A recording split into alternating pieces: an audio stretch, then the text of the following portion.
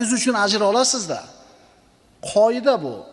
Biz nafsimiz xohlamayotgan ishga majbur qilganimiz uchun savob olamiz.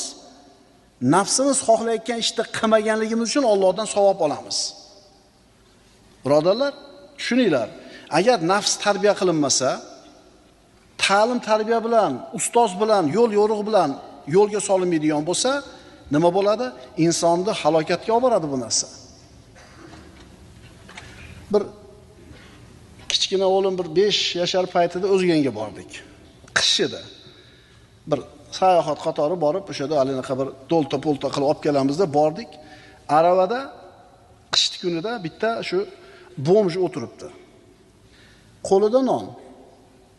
Kechasi bilan ichgan. Haligi nonni mana shunday qo'liga ushlab turibdi.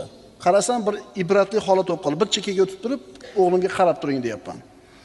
Qarab turdik. 2